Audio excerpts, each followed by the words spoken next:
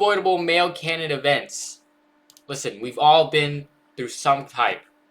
There's so many to go through. Let's see.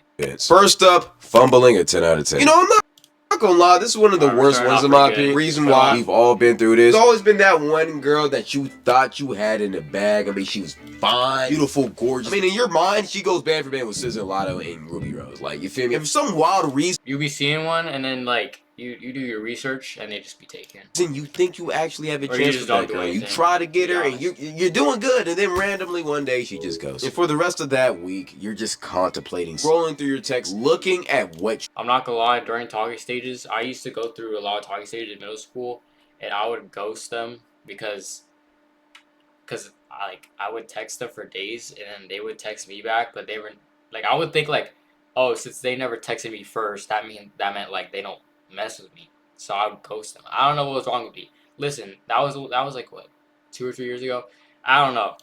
I'm not that same way anymore. Thinking maybe I'm not the same way. Text, maybe you said a weird joke or just something random, just whatever your brain I'd be pretty random for her to actually ghost you, because of course it's not just you. Well, nigga, hate to break it to you, she likes a guy and it's not you. Game is game. And the worst part about it is that oftentimes next week she ends up hard launching with her new man, and when you see him, it's somebody you don't even think is better than you. Well, brother, hate to break it to you, but he is. And then when they eventually break up, you're gonna be right back on her feet begging for her to take you back. But before that, you will sadly, this is me before. Go through the I hate that bitch phase. After every man goes through a heartbreak, phase. They always hate the girl for a little bit. It's inevitable, bro. Every single bad thing that you've noticed and garnered about her in the past couple of years, it just kind of comes flowing back into your brain in one rushing angry moment until it eventually boils over and you realize you don't really hate her. You're just sad that she's gone. You still go through the phase though. Then you get sad and you're a little bit depressed and you're wondering why it didn't work out. Maybe you'll never find love again. Maybe something else won't happen. I don't know. You just stress. But usually you end up doing all of this stressing late at night, which leads you to the third male candidate.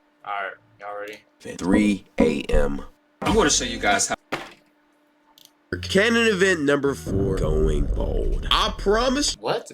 They say going bold or bald? Every single person watching this video has gone through this phase, and most of the time it's because of your dad. Brother, I am gonna tell you right now, for the first 5 years of my life, I had to be completely butt naked, Michael Jordan bald, because when my I don't think this counts. I honestly don't think this counts. I hope this doesn't count.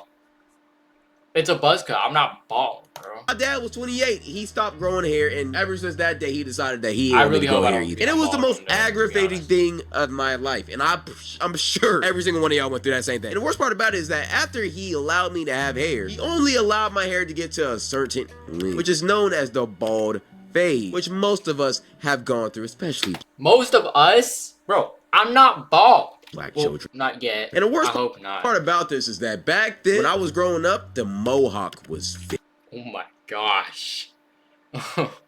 Oh my goodness. Very popular. It was during the LaMelo, Odell mohawk phase, and everybody and their mother wanted a mohawk, and I wanted that. I wanted a mohawk when I was younger. I also wanted to spray paint my hair blue. I remember I had that phase where I wanted to get like those galaxy blue fading into red type of hair.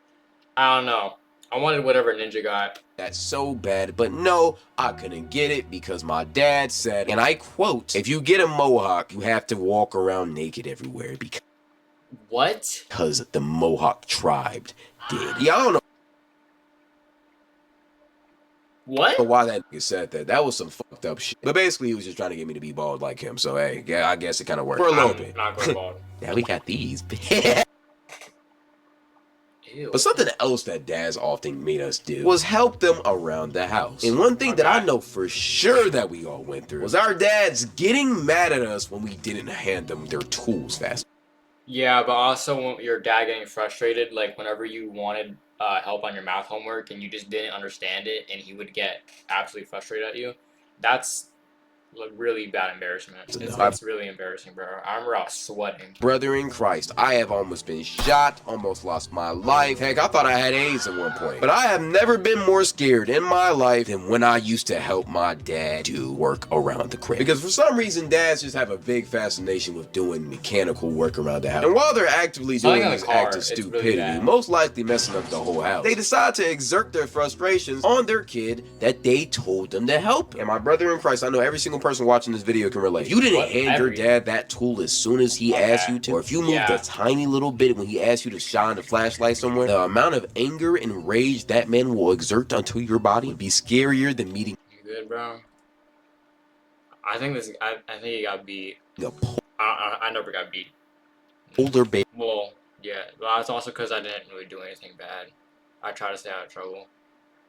Here in the Arctic, who hasn't eaten for weeks. And honestly, I've experienced a lot of trauma from doing stuff like this. Like, the amount of trauma I've gone through from just holding tools is probably equivalent to the slaves back in olden times. But after this, as a kid, you know, you can get pretty traumatized, scared, but also angry from what your father did. So angry that you even think about potentially fighting him. It would also be the worst mistake you ever made in your life, because he will. When your mom would yell at you, and you'd like, this is what happens. Your mom would yell at you, you'd like silently close the door, and then you'd start raging. Beat your ass. Every single man in his life has thought about fighting his dad. I say fighting for a reason, because you will never beat him. I don't know what it is about fathers, but like, they will never lose to their son, period. Especially if it's fist. Like, you could be 6'5", 280. Matter of fact, you made John Jones call you his pappy. But as soon as you run into your 5'9" father, he will beat the living breaks out of you. And even though we all wanted to fight our father, we none of us have actually did it, because we knew that. I actually almost did it one time, and there's a reason why I said almost. I thought about running away as a kid. The crazy part about it is I live in a 2-parent household, suburban home, live in Nashville, Tennessee, a predominantly white city. I live in the suburbs of the suburbs. You will see white people walking their dogs and kids playing in the street. I live a good life. I had a good childhood. I even went to private school. But for some reason, whenever my mom pissed me off or my dad did something I didn't want to like, I always thought you'd run away. You'd go on the sidewalk and like walk a couple of distance from your house, and then you'd see them start closing the door, and that's when you regret everything. You just start running back. About getting a big ass stick, a little red piece of cloth, tying it together, and putting all of the important stuff in my life, like the PS4, in the sack, and walking right out. I feel like this is a Canon event, not just for guys. I feel like it's everybody. We as men are the ones who are actually the closest to doing it. Because I'm not gonna lie, one time I literally started packing my bags because my mom pissed me off so much. And I was almost done doing it. I was so close to committing. And then I realized how badly my mom would beat my ass if I actually ran away, so I just stayed. That's what usually happens, because it's never. One thing I do think about is, do you think a kid has actually tried to do this, but they actually ended up running away and they're like, they got lost or something like that? I think it's gotta happen a couple times where a kid genuinely ran away and they couldn't find them for a bit. Worth the beating, because they will find you. But usually that type of stuff would happen when you get grounded. And something else you would do when you're grounded is thing number 7, reading a Diary of Wimpy Kid book. I don't know why we all did this. This is peak. Diary of the Wimpy Kid is peak right here. I remember they, at my library, at my elementary library, they had those Minecraft books, those Minecraft handbooks that taught you like the basic stuff about the game, and I bought every single one and I used it to beat the Ender Dragon. Yeah, it didn't really help. This, but we all read that in our those books whenever are fire. Our parents took away our phones or PS4s or whatever. Like it was just Canon event to the fullest. And if you wasn't a guy, if you was a girl, you would probably read the Dork Diaries. I feel like guys also read the Big Nate. Yeah, I read Dork Diary. Books, stuff like Big Nate was fire. Big Nate was fire until they remade that stupid Nickelodeon show. Ain't nobody care about Big Nate the show. They all care about Big Nate the book, because I love Big Nate. It's just that same type of category genre. And I would always get those books at the Scholastic Book Fair too, bruh. Cause like, whenever that boy Jeff Kinney cooked up a book, I ain't gonna lie, niggas was on they seats, on they toilet, locked into them joints. I'm not gonna lie. But something that's also tough though is number 8. Realizing you will never go pro in the sport you love. You know, as a man, Okay, I actually have a story to talk about this. I remember, I think it was like maybe 2 years ago. I tried to become I wanted to go pro in basketball, right? So I went to this thing where they pulled up with multiple coaches, and then you and a couple other kids would come, and they would like make you go through a bunch of drills, and then you basically they watch you. The coaches would watch you, and then they'd give a medal to like the best like player they could see on it.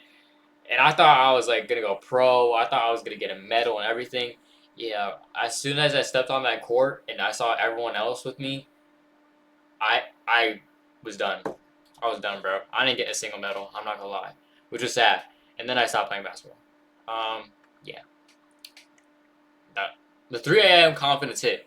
I remember I was up at 3 a.m. getting ready for that, and I was like so happy, and then I just instantly I got so tired.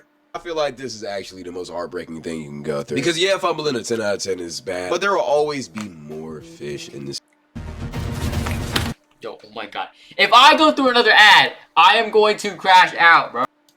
It's really Sport true. though, you only really get one chance at this. And once you finally had that moment of realization that you will never go pro in your sport, whether it's basketball, football, it's truly one of the most heartbreaking things you can get. Football would never. I remember I was a big basketball player back in middle school, and when I got to high school, I thought it was gonna be the same thing. And then one random day, Darius Garland pulled up to my local gym, and I realized very quickly that NBA was never gonna be a reality. But I was delusional, so I thought, you know what, maybe if I really ball out my freshman year, I can get some looks. You know, I could really go crazy in a good route leading up to my senior year. Well, I was a JV bench player. And I was good too. I was averaging like 20 points a game, but the coaches just didn't mess with me. But then I thought, you know what, maybe the coaches are just, you feel me, purely hating on me, which they were. But then I thought, you know what, maybe I need to transfer somewhere to get more PT. Maybe that's what I really needed. And then I realized that. What was other sports I tried?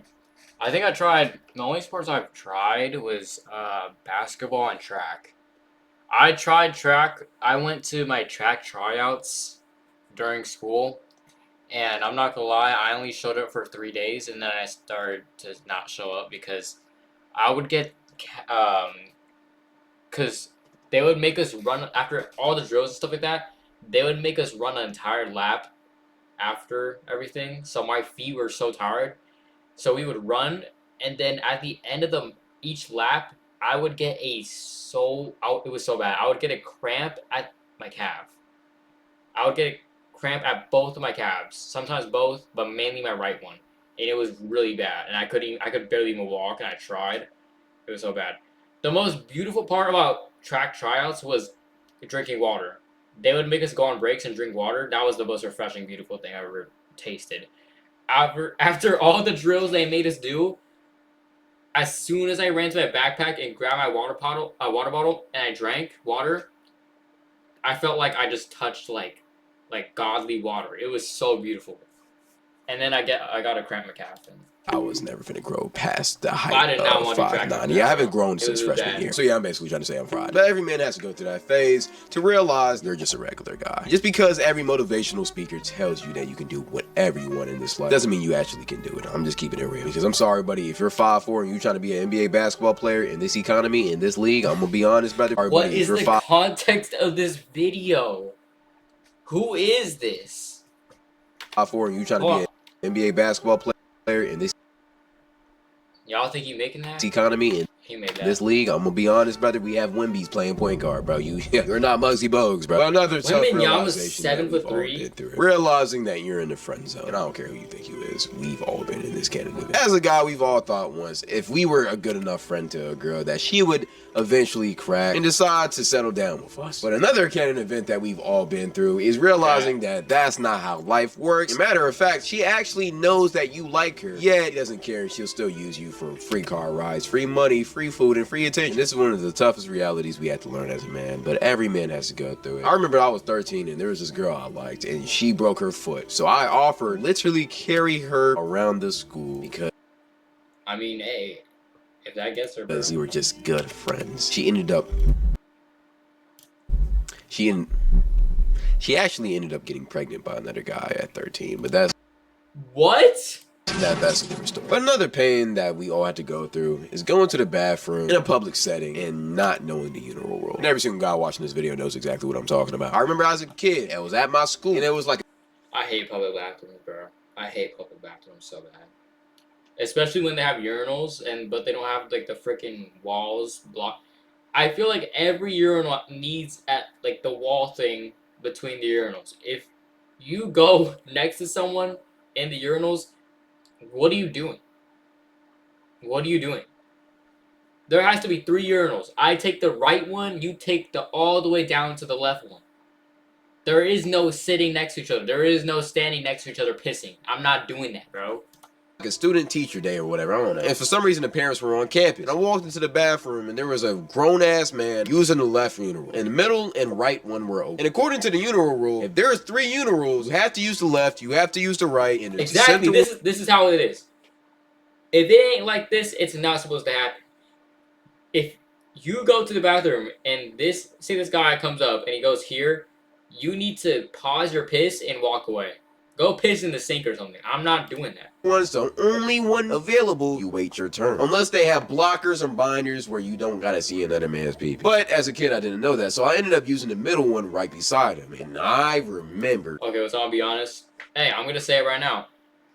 In elementary school, we all had that one kid in the bathroom that would pull his pants all the way down and we see his cheeks. Unfortunately, I was that kid. Unfortunately, bro, I remember the bathroom was right here and we'd have a lunch line so everyone could see, and the bathroom door was open and I'd pull my pants down to the ground and I had my cheeks out and my crush was looking at me. I remember finishing up, pissing, right? Pull my pants all the way up. I'll turn around, I see my crush. She was staring at my cheeks, bro. Let's just say I didn't bag her. To this day, the look that this man gave me was a look of absolute disgust. I'm not gonna lie. And as soon as he got done, yes, I was one of those kids. I was one of those kids, bro. Unfortunately, I didn't understand, bro. I didn't understand. Listen, turned to me, patted me on the back, and said, "Son, heads up. Whenever you use the bathroom, you never piss right beside another man." I've never seen that man ever again, but I think that man truly changing my life. But this is one of those rules that once you learn it, never forget it, or else niggas will clown you. Something else that we've all been through in the bathroom, though, is being around that one kid who decides to just pull down his whole pants just to take a little. Like, what? Like, what did I do, bro? What did I do? What was I supposed to do? What was I supposed to do? What was I supposed to do? In elementary school. Explain to me. Explain to me. What was I supposed to do? It was horrible. Usually, it will be the special ed kids, but at the same time, it's like... What, bro? I didn't even do anything. Like, brother, please have some common sense. That's such a great statement. I wasn't... I didn't understand. I didn't understand. Usually, they would be farting, too, and it would just... No, I didn't. No, I didn't. I didn't fart. I didn't. Like, but at the same time, we've all done it when we was younger, and then we all did. Yes, we all did. No, as a collective group, we all have done that. I'm saying that straightforward. We all have done that, right? We had a grown man walk into the bathroom and instruct us to never do that again, and then we changed our ways. Something that wasn't that we haven't changed as guys is number 11 or 12. I don't know at this point. Putting your hands in your pants for warmth on an ice cold freezing day. This one I know we've all done. I'm actually doing.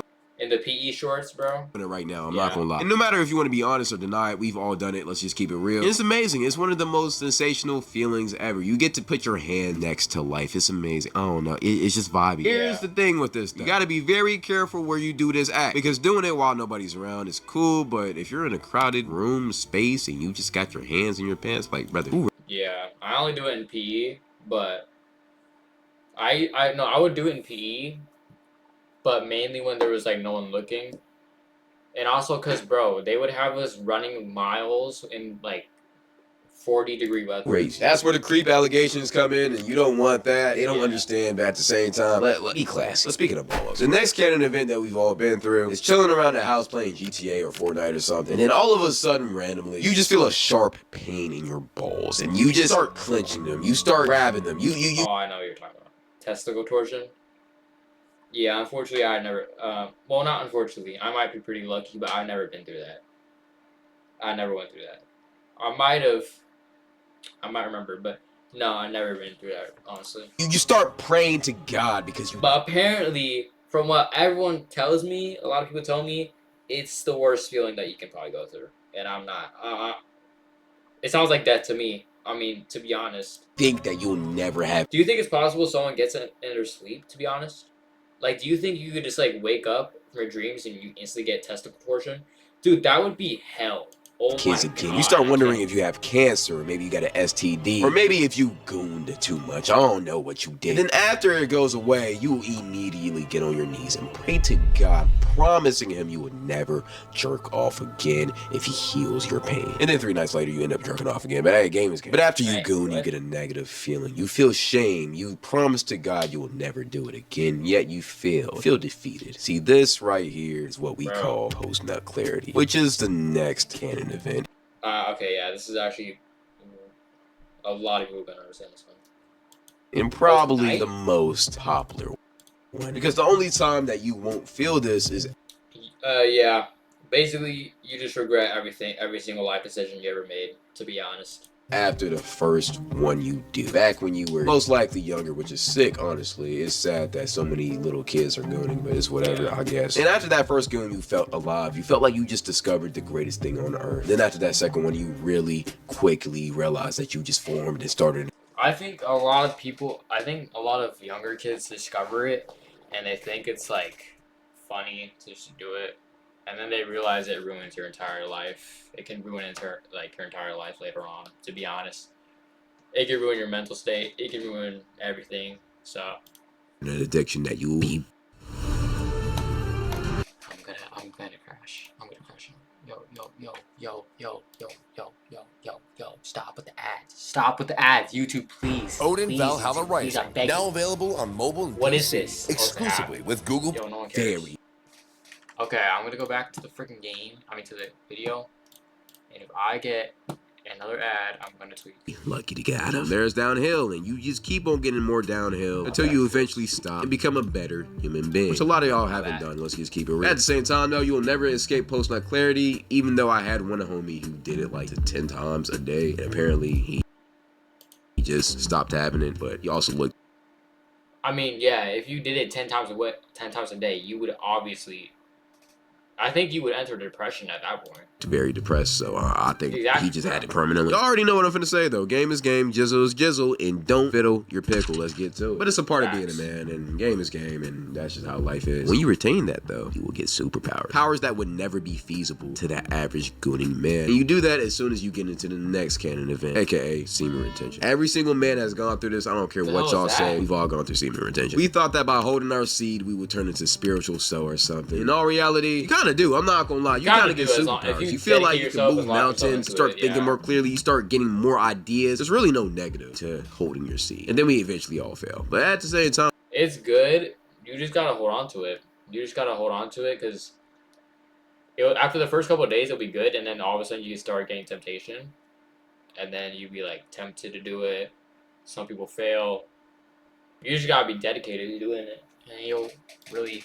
we keep on going. But the first time you go on this path, you think you're a superior human being, though. You think you're better than everybody because you can hold your seed, and you call all of the regular 1 to 2 time a week gooners peasants in your eyes. You think they're just weak, inferior beings, and that's just how you will think until you eventually become one of them again. Game is game. But the last canon event I want to talk about is video games falling off as you get older. This one's more of a maturity thing. Oh, as you get older, dude. To be honest, I don't even like play much video games right now. Unless if I'm playing with my friends or streaming. I got a Nintendo Switch too, so I'm playing Mario Kart right now, if anything, or COD, Fortnite. But I think the love for video games I had when I was younger has changed so much to the point where I don't really play video games as much anymore. Back then, when I was younger, I'd play like every day. I'd be playing video games right now, but I don't know what happened. I guess you just grow out of it once you get older. As you get older, I don't know if it's just me, but like video games just aren't as fun anymore. Like the only games I play now is NCAA, and it's really just to cool down and just to beat my friends. I'm not gonna lie, I can't get immersed in random specific the game nowadays like I did back when I was younger. Maybe it's because I got responsibilities, or maybe it's just because games fell off. I don't know what it is, but it's kind of sad. I tried out COD Modern Warfare 3 yesterday. It's honestly pretty good. I like it. Hopefully GTA 6 can bring that back out of me, but so then we will see. But I feel like every man kind of goes through this, and if you didn't, shouts out to you. But GTA 6 will reunite everyone. I'm telling you that. Even if GTA 6 comes out next year, the year after that, I don't care how old I am, GTA 6 will reunite everyone. And that's not no glazing. I'm just straight up telling you, GTA 6, it doesn't even matter the price. It's GTA. It's gonna reunite everyone. And whether you go there for the strip club, the physics, or go for the story mode, it's gonna reunite us all. Let's all be honest, bro. Hey, go ahead and tell me anything I missed. If you like this video, go tap into my streams. They're very Alright. That's a W video. I like that one. Next video.